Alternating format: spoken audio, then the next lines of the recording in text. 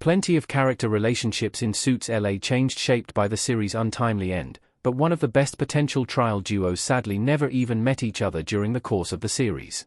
This likely would have changed after the Suits LA series finale, which wraps up with Stuart and Samantha agreeing to finalize the originally planned merger with Ted's firm. Had the network given another season the green light, the Suits LA cast would have finally been working under one building rather than half the characters feeling largely isolated from each other.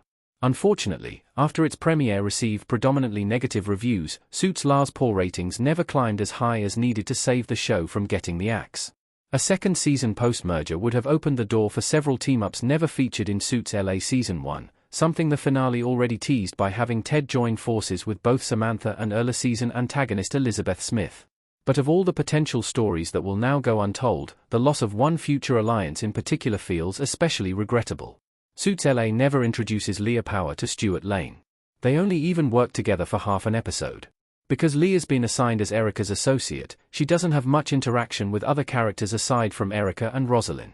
She's on friendly terms with Rick and asks him for a favor at one point, but Ted goes out of his way to avoid Leah while Stuart doesn't even seem particularly concerned with her existence.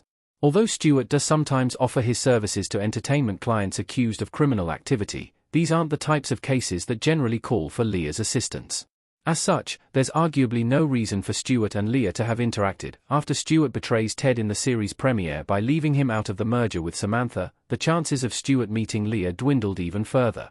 Leah makes her loyalty to Ted quite clear when she's baited into telling him that Erica plans on joining Stuart and Samantha, further implying that Leah and Stuart didn't have a particularly strong relationship prior to his exit from the firm. If anything, Louis Litt's Suits LA cameo established a stronger relationship between Stuart and Louis than Stuart ever likely had with any entertainment associate. But Leah probably should have warranted an exception. Why Leah and Stuart make the perfect Suits LA team? They complement each other both personally and professionally. Josh McDermott as Stuart Lane in Suits LA. Whether the final merger plan to begin in Suits LA Season 2 would have even been successful remains one of Suits LA's biggest unanswered questions, but Leah and Stuart have enough personality traits in common that they likely would have bonded eventually. Despite appearing as an antagonist at the very start of the show, Stuart's more whimsical side comes out gradually over the course of the series. This man who sings boy band songs in his car and requires costumes at his Dungeons & Dragons meetups almost see the two could be a nearly unstoppable force if they ever put their heads together on a case, as well. Leah, unfortunately, never gets a chance to prove herself at trial in the series as is, with the bulk of her storyline focused on whether she truly wants to pursue a legal career at all. However, Stuart's experience in criminal defense and Leah's encyclopedic knowledge of entertainment could serve any client who needed both services, particularly since most criminal cases in Suits LA besides Pellegrini's have related in some way to the client's entertainment career. How Suits LA Season 2 could have paired Stuart with Leah. The series already explored why they might need to team up.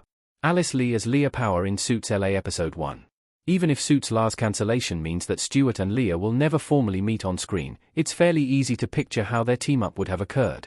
Several cases in Suits LA have already required the entertainment and criminal divisions to combine forces, such as Lester Thompson's murder trial, Sierra Carson's assault case, and the accusations against Avery Jeffers. Even the David Bowie case, which was almost exclusively criminal in nature, required attention from Samantha early on.